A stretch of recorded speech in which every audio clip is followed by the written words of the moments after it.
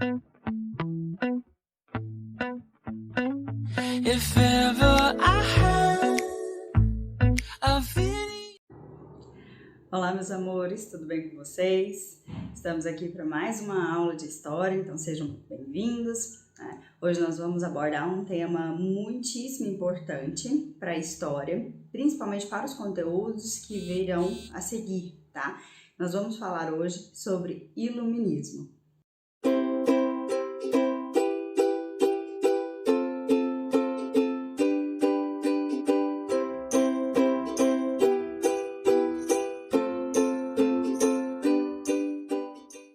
Meninos, iluminismo, como eu disse, é um conteúdo extremamente importante. Ele vai dar base, vai dar fundamento para vários movimentos que vão acontecer, né? Vários movimentos revolucionários que vão acontecer de agora para frente, tá? Então, por exemplo, o iluminismo vai ser a base ideológica para o acontecimento da Revolução Francesa. O iluminismo vai contribuir como base ideológica para a Revolução Americana. Vai contribuir também para um movimento que aconteceu no Brasil, que foi a Inconfidência Mineira. Então, o iluminismo ele é extremamente importante para a gente conseguir entender esses outros eventos que aconteceram no mundo, tá? Então, prestem bastante atenção nesse conteúdo, porque ele é muito importante, tá? Não se esqueçam de fazer os seus relatórios, tá bom? Pode ser em formato de tópico, pode ser em formato de texto, o que não pode é faltar esses relatórios, assim como vocês já estão acostumados, como vocês já faziam para mim lá em sala de aula, tá? Uma vez que esse relatório vai contar também como atividade, tá bom? Então, vocês vão sempre lá no Google Classroom mandar para mim o relatório de vocês daquela aula, daquela videoaula que eu enviei na semana, mais a atividade que vocês vão receber valendo aí como se fosse a segunda aula da semana, tá bom? Então não se esqueçam, sempre que vocês precisarem, pause o vídeo, volte no vídeo para vocês fazerem todas as observações necessárias para que vocês consigam fazer aí um relatório bem feito para vocês poderem estudar depois, tá? Porque como eu disse, principalmente falando de iluminismo, porque é um conteúdo muito importante para vocês entenderem outros tantos movimentos que virão por vir, que estão por vir, tá bom? O iluminismo, meninos, ele não é assim como, por exemplo, a gente estuda a Primeira Guerra Mundial, a Segunda Guerra Mundial ou mesmo a Revolução Francesa, que é um evento em si. Tá? O iluminismo, ele vai acontecer, ele na verdade é um movimento, né, intelectual, um movimento político que surge ali na França a partir do século XVIII e que, como eu disse, vai embasar movimentos revolucionários, né? Esse movimento, o iluminismo, ele vai ser protagonizado, ele vai ser... Como é que é a palavra? Uma hora depois. Quem vai estar à frente desse movimento é a burguesia, tá? Uma burguesia intelectualizada, uma burguesia que tem acesso às leituras. Vocês vão ver aqui, na medida que nós formos caminhando com o conteúdo, que o iluminismo, ele é um movimento elitista, porque quem vai compor esse movimento, quem vai parar para pensar, né, nessas ideias do iluminismo, são pessoas que têm acesso à educação, são pessoas cultas. E naquele período, como existia um índice enorme de analfabetismo, não era todo mundo que tinha acesso à educação, então quem tinha acesso a esse tipo de chance de pensar e de questionar o que estava acontecendo naquele momento, era a elite. Então, é um movimento intelectual, é um movimento que fica restrito a uma burguesia elitizada, tá bom? Isso é importante vocês entenderem para a gente dar seguimento ao que foi esse iluminismo. Então, vamos lá, meninos. Acompanhem aqui comigo que eu preparei uma apresentação para a gente conseguir entender melhor o que foi esse iluminismo, tá? Observando aqui, então, nessa tela, antes da gente entrar especificamente em cada um desses tópicos, né, que estão aqui dispostos, eu quero que vocês observem essa tela. Observem, então, essa pintura, tá? Aqui nós temos várias pessoas, vários burgueses reunidos numa sala que aparentemente, né, é uma sala luxuosa em que contém várias obras de arte, né, várias telas, e essas pessoas ali estão parecendo que estão num debate, numa discussão. Aqui nós temos aqui um senhor que está com folhas, né, fazendo anotações, inclusive.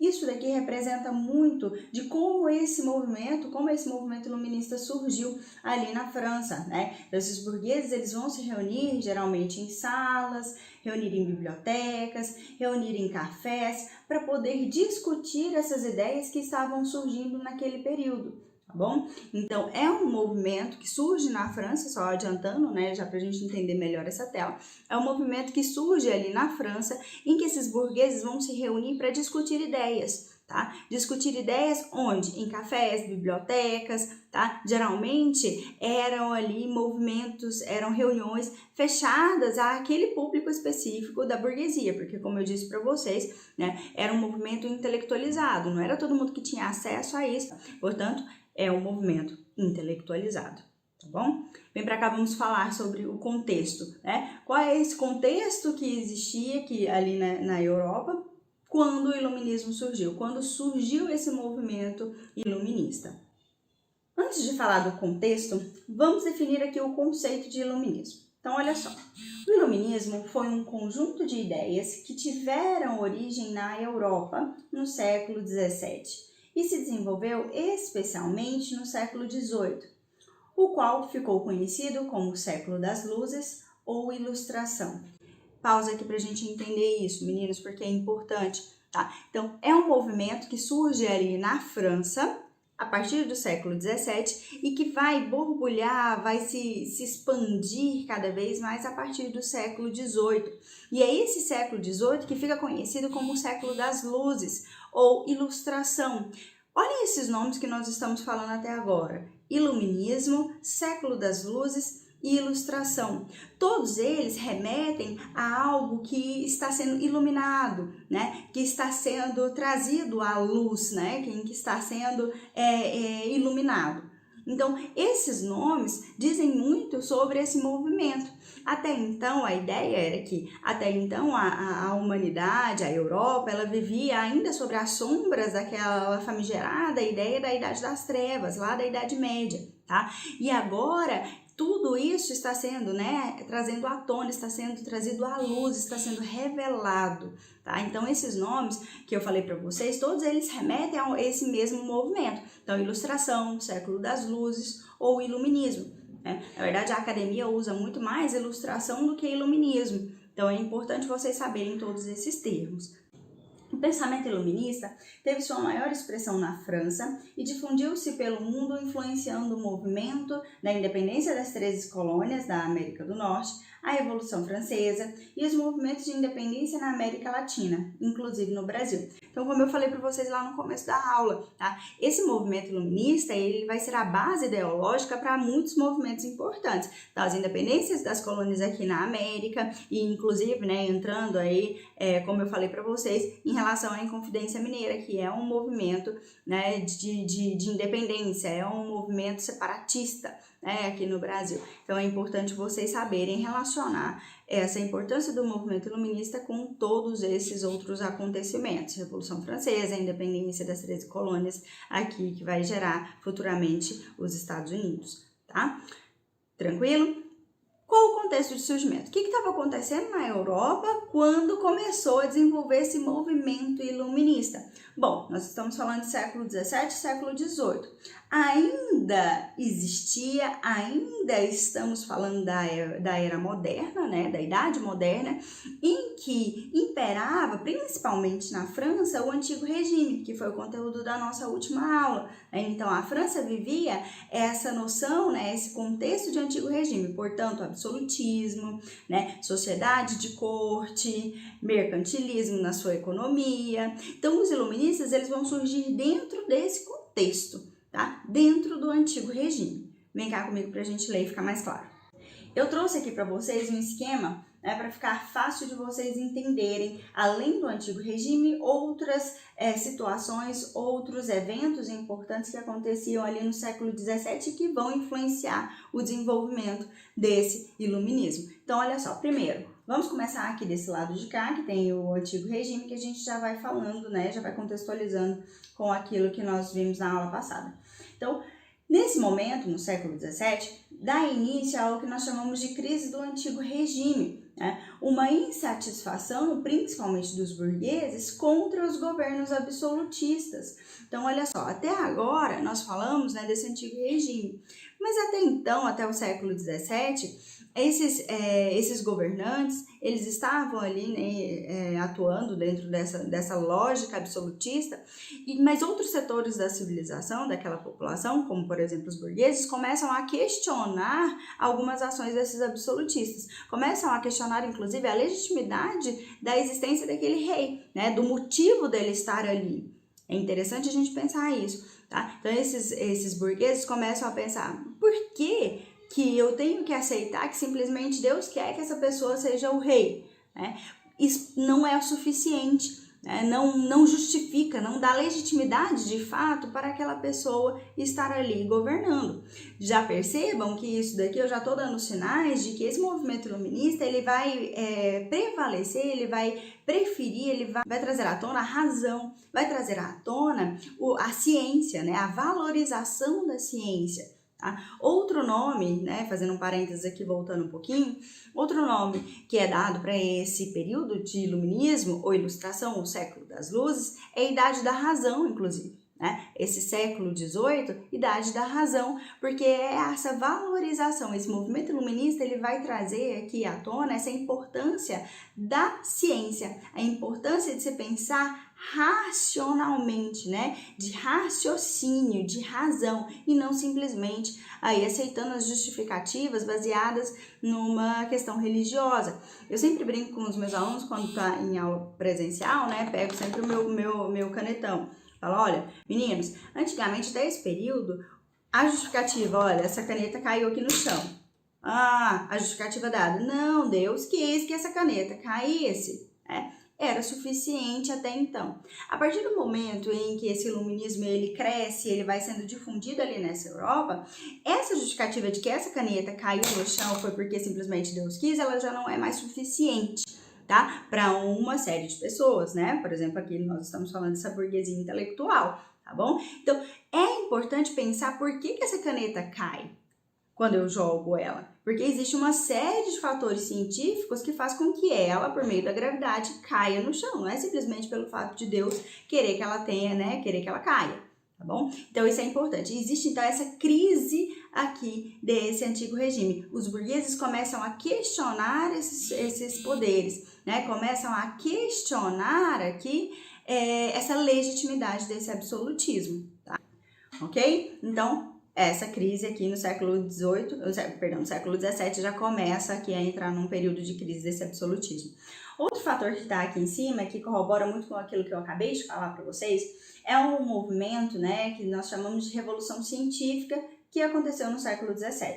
Olha só, é um movimento que mudou a visão do homem moderno ao utilizar-se da razão e da ciência para explicar a realidade.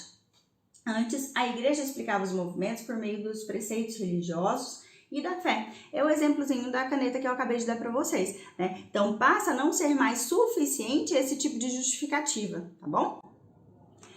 Terceiro ponto, a ascensão econômica da burguesia. Essa burguesia, ela vinha em ascensão desde lá o final da Idade Média, tá? E aqui esse movimento de ascensão continua, tá bom?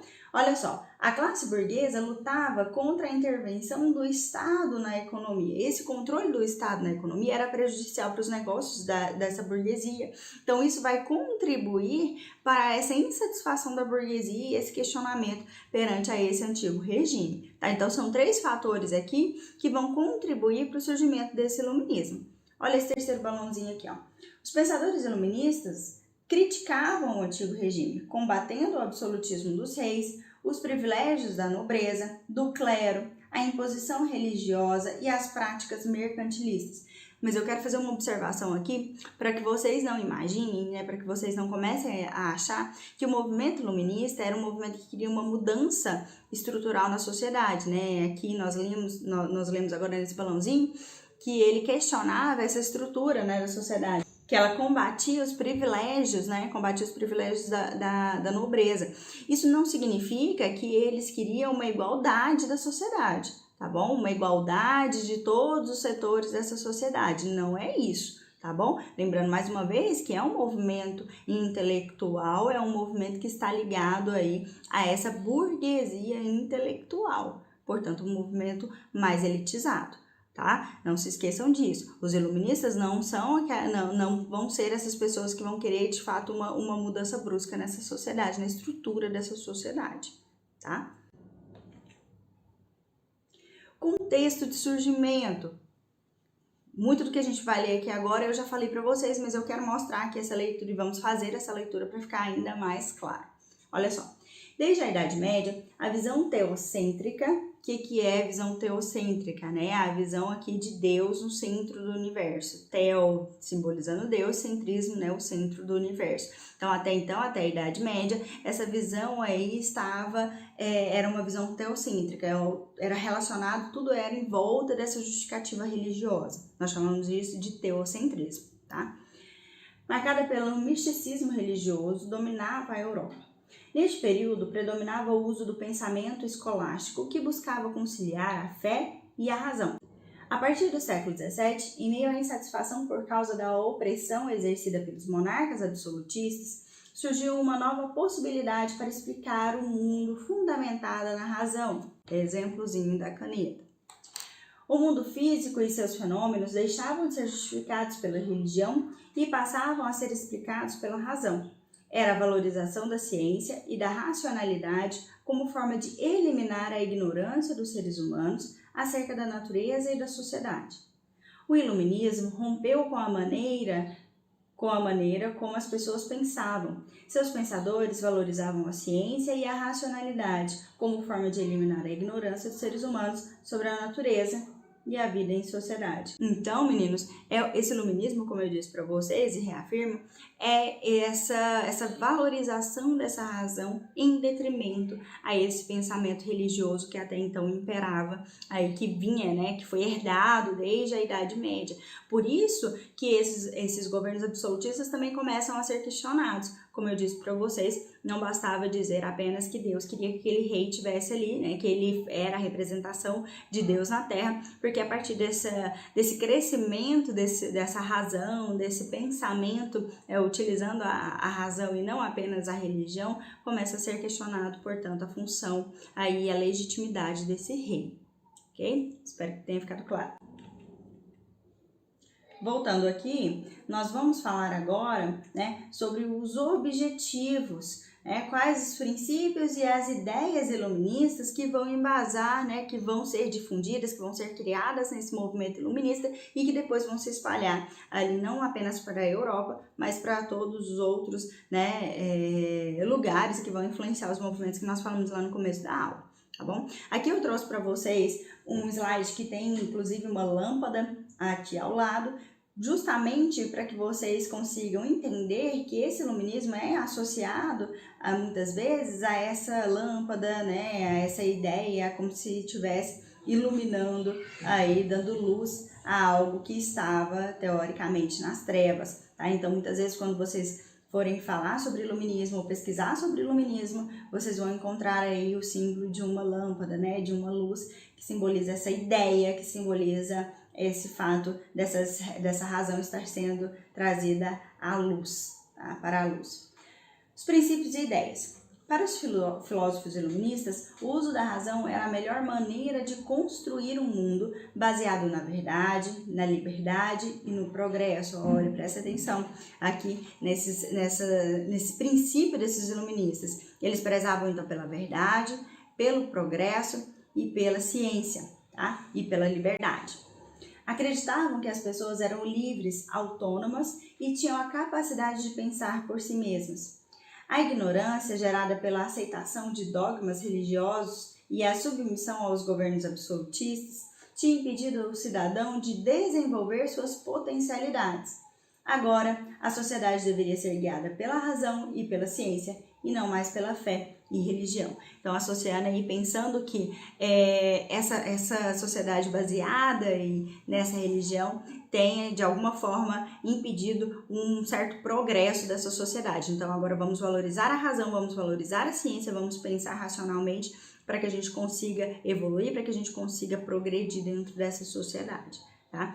Dividi aqui em 2 balãozinhos para vocês o que o iluminismo defendia e aquilo que ele combatia, de forma bem didática, para ficar fácil para vocês entenderem. Olha só, o iluminismo defendia, né, a igualdade jurídica, não igualdade social, né? Lembra que eu falei para vocês agora há pouco, esses iluministas não queriam essa mudança nessa estrutura social, tá? Eles queriam a igualdade jurídica perante a lei.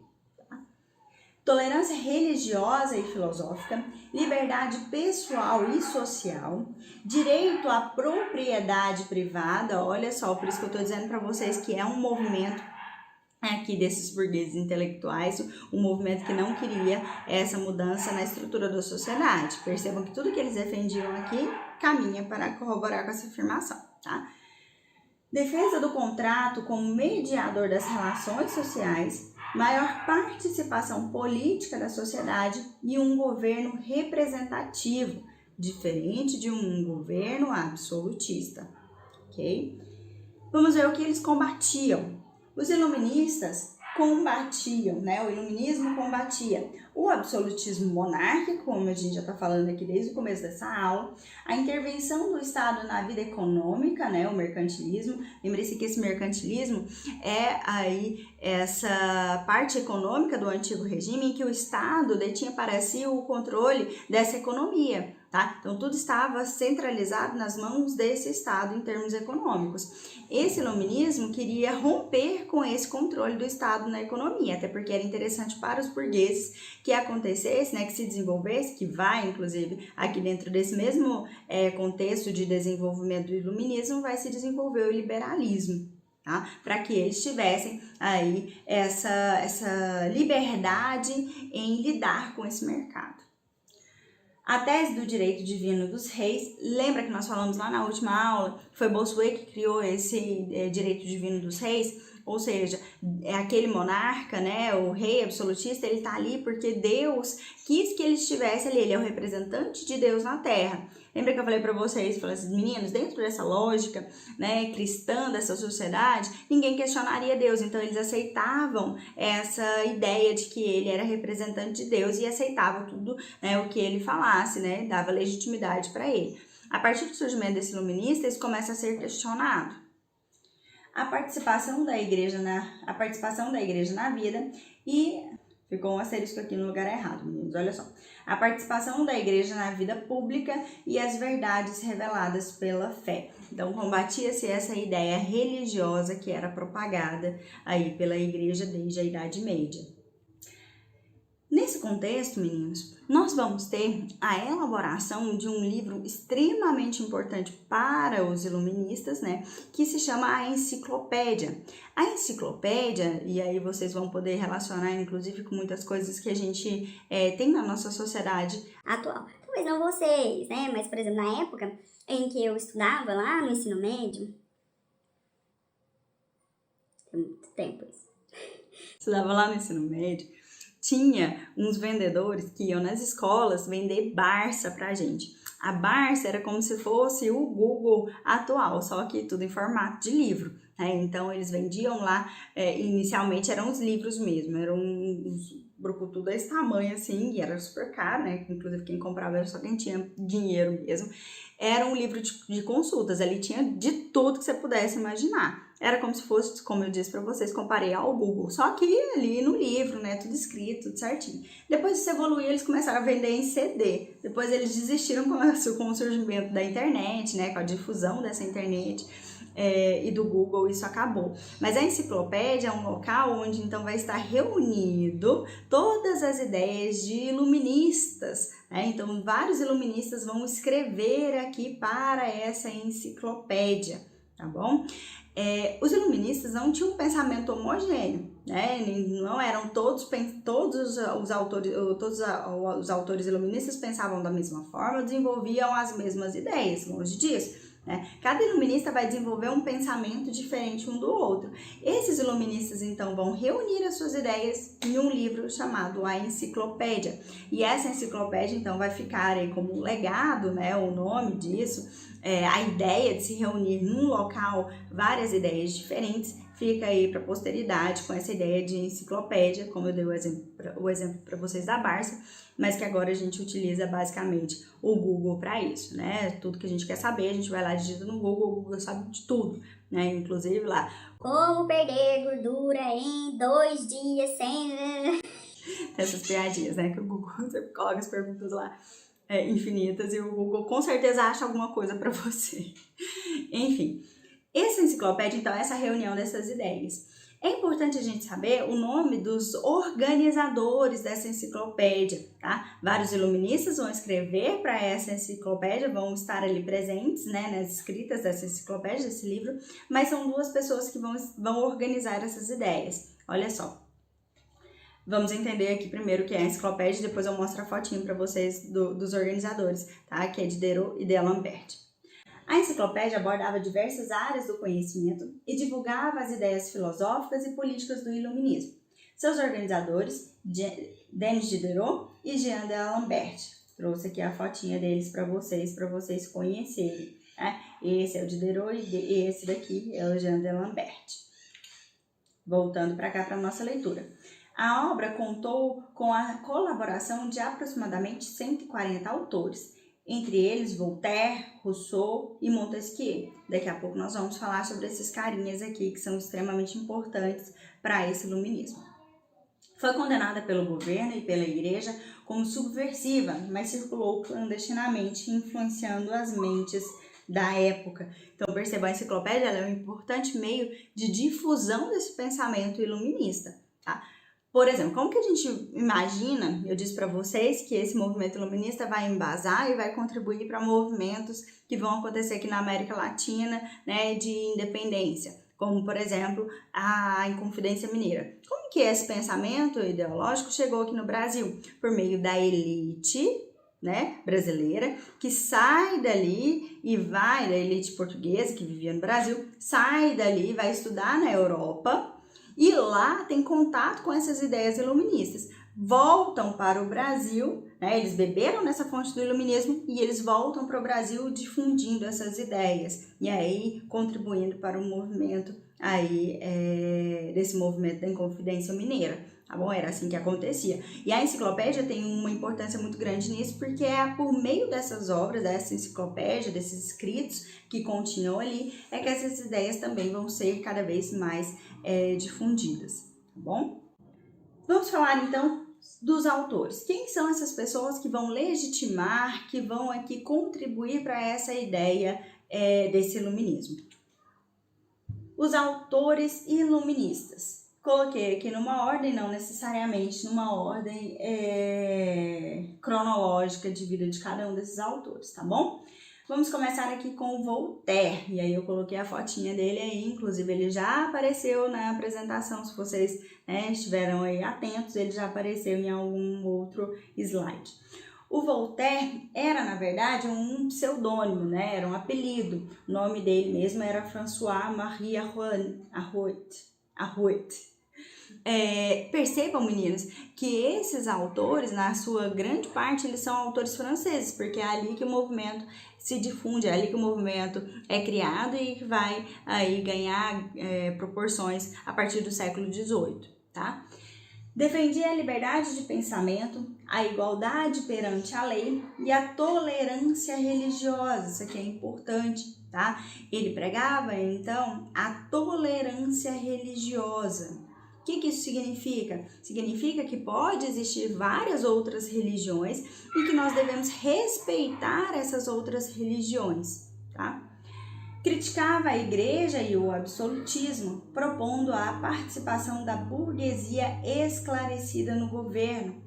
O que é uma burguesia esclarecida? Eram os iluministas, né? Uma burguesia esclarecida eram as pessoas que eram adeptas a essas ideias iluministas. É isso que significa aqui esclarecido, tá? Uma pessoa esclarecida é uma pessoa que tem essa noção científica, que tem esse pensamento mais amplo. O Voltaire tem uma frase que a gente sempre fala que representa, né, o seu pensamento. Coloquei aqui para vocês conhecerem. Posso não concordar com nenhuma palavra que você diz, mas defenderei até a morte o direito de você dizê-las. E isso corrobora com a ideia dele de liberdade de expressão e de tolerância religiosa. Então, eu posso não concordar com o que você está falando, mas eu vou defender o resto da minha vida o direito de você falar, de ter essa liberdade de expressão. Outro pensador, né, outro autor iluminista é Jean-Jacques Rousseau. Ele também já apareceu aí, né, a imagem dele já apareceu na apresentação, se vocês estavam ligados aí, vocês vão perceber, né? Ele escreveu várias obras, as mais destacadas são duas. O discurso sobre a origem e os fundamentos das desigualdades entre os homens, em que ele criticava a propriedade privada por ser a raiz das infelicidades humanas. Ele é um dos poucos iluministas que questiona a questão da propriedade privada, porque, em geral, né, os iluministas defendiam essa propriedade privada, mas, como eu disse para vocês, esses pensadores iluministas, eles não seguiam uma linha única de raciocínio. Aqui, no caso, o Rousseau tem essa questão aqui que já diferencia dos demais, tá? Ele escreve também o Contrato Social, em que ele defendia a ideia de um Estado democrático que garantisse a igualdade de direito para todos. Na minha opinião, o Rousseau ele é o que mais se destoa desses pensamentos iluministas, tá? Desses pensadores iluministas. Olha a frasezinha que a gente costuma aí representar os seus pensamentos.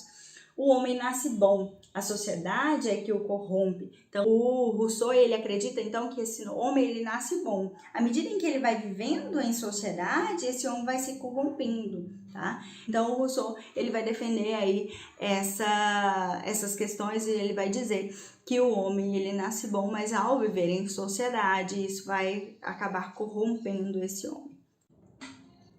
Nós temos ainda o Montesquieu, né? O Montesquieu ele era contra o absolutismo, ou seja, a forma de governo que concentrava todo o poder do país nas mãos do rei. Afirmava que somente o poder poderia limitar o poder. Então, você só controla o poder por meio de outros poderes. E aqui, meninos, prestem bastante atenção, porque o Montesquieu ele é muito importante para a nossa sociedade. Porque se a gente for pensar como é a nossa organização do nosso governo, é um legado deixado pelo Montesquieu, tá? Por exemplo, a divisão dos 3 poderes. Vem cá comigo para a gente entender. Ele criticava a interferência política do clero, defendia aspectos democráticos de governo e o respeito às leis. Ele escreveu uma obra chamada O Espírito das Leis, inclusive é uma das obras lidas aí, para quem quer fazer direito, né? Geralmente está aí na lista bibliográfica de quem está fazendo esse curso, ler O Espírito das Leis, para entender, inclusive, essas ideias aqui dessa divisão desses poderes, tá bom? Defendia a divisão do poder em 3: legislativo, composto pelos representantes da população que fariam as leis do país, o executivo, responsável por executar essas leis e administrar os negócios públicos, e o judiciário, encarregado de aplicar essas leis. Semelhança com o que nós temos hoje, né? Se a gente for analisar a nossa Constituição, a nossa divisão de poderes no Brasil é exatamente dessa forma, né? Nós temos 3 poderes: executivo, legislativo e judiciário, com essas funções que eu acabei de ler aqui com vocês.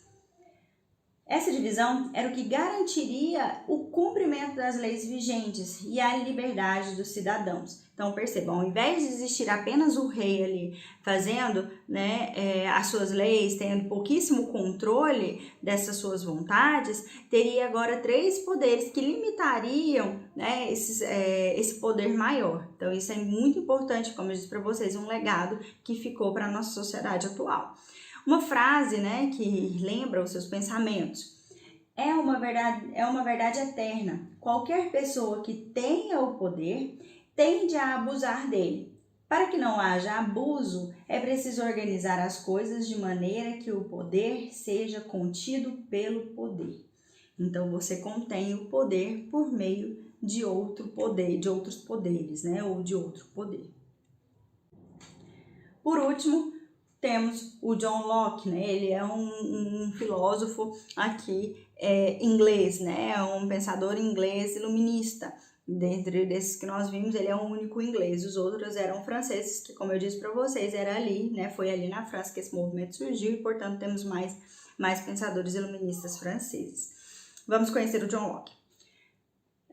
John Locke. Locke criticou a teoria do direito divino dos reis e combateu o absolutismo, assim como os outros autores iluministas, né?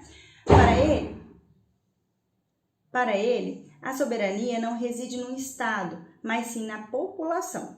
Admitia sua supremacia, mas este deveria respeitar as leis natural e civil, zelar e defender os direitos naturais do cidadão, senão o povo poderia destituí-lo. Percebam, ele coloca aqui o poder então nas mãos do povo, né? Coloca o poder nas mãos do povo. O povo, ele tem o poder de destituir esse governante se ele não estiver seguindo aqui o que ele deveria fazer, tá? Defendeu a separação entre igreja e Estado e a liberdade religiosa. Acreditava que a mente de uma pessoa ao nascer era uma tábua rasa, espécie de folha em branco. E somente com as experiências vividas é que se adquire conhecimento e personalidade. Então, o John Locke vai ser esse cara aí que vai defender essa liberdade religiosa, ele defende essa separação entre igreja e Estado e o principal de tudo, ele defende que deve existir a garantia desses direitos naturais, esses direitos do ser humano que são inalienáveis, ou seja, que não podem ser rompidos. O direito à vida, né, é um deles, por exemplo. Uma frase que representa o pensamento de John Locke: ler fornece ao espírito materiais para o conhecimento, mas só o pensar faz nosso o que lemos. Então, não adianta você ler se você não raciocinar, se você não assimilar tudo isso e conseguir aí, de fato, entender aquilo que você está lendo, basicamente isso, ok? Por último, para a gente caminhar para o final da nossa aula, nós vamos falar ainda sobre o surgimento dos déspotas esclarecidos. E isso é muito importante, meninos. É importante a gente entender como que esses reis absolutistas vão aos poucos adaptando a essa nova realidade, ao surgimento desses novos ideais iluministas, tá? Então, vamos lá. Despotismo esclarecido. Em meio a toda essa efervescência de novas ideias, alguns governantes absolutistas foram adotando alguns princípios iluministas em seus países. Como eu disse para vocês, esses absolutistas, né, esses reis absolutistas vão perceber, à medida que esse iluminismo vai crescendo, né, essas ideias iluministas crescem na Europa, que é preciso mudar, que era preciso se adequar para que eles não perdessem o poder, para que eles não perdessem aquilo que eles, né, para que eles não perdessem o trono. Como que eles vão fazer isso? Eles vão se adaptar. Eles vão começar a aceitar alguns iluministas em seus governos, vão adotar algumas estratégias iluministas para que eles conseguissem se manter naquele poder. Essas pessoas vão ser chamadas de déspotas esclarecidos, tá? Mais uma vez a palavra esclarecido aqui. São déspotas porque são reis absolutistas e esclarecidos porque eles vão aí abrir as portas, né, de certa forma, para esses iluministas. Mas percebam, de forma alguma eles queriam perder o poder. Era como uma espécie de jogada, né, para que eles não perdessem o poder. Então eles aceitavam a inserção dessas ideias iluministas e obviamente controlada por eles dentro de seus governos. Tá? Alguns déspotas esclarecidos são importantes para a gente. Olha só, vamos conhecer alguns deles, né? Primeiro, né, vamos entender. Quem são os déspotas esclarecidos? Como eu disse para vocês, estes governantes perceberam que as ideias iluministas estavam se espalhando e ganhando a aceitação do povo. Assim, sem deixar de ser absolutistas, colocaram em prática algumas ideias iluministas a fim de modernizar os estados que governavam, diminuir a contestação e aumentar seu poder e prestígio, enfraquecendo a oposição ao seu governo. diziam-se governar em nome da felicidade do povo. Aquilo que eu acabei de falar para vocês. Não é porque eles são bonzinhos ou que eles começam simplesmente a acreditar nas ideias dos iluministas, mas porque era preciso adaptar para que eles não perdessem o trono. Quais eram essas principais reformas que foram aceitas por esses absolutistas, né, por esses déspotas esclarecidos? Olha só. Primeiro, o fim das barreiras comerciais e da censura aos livros. Segundo, a ampliação do acesso à justiça, dar assistência social aos mais necessitados e o incentivo à educação, à arte e à atividade econômica. Então, são algumas reformas, são alguns detalhes que esses déspotas esclarecidos aceitam para haver essa adequação. Agora sim, vamos conhecer esses déspotas esclarecidos.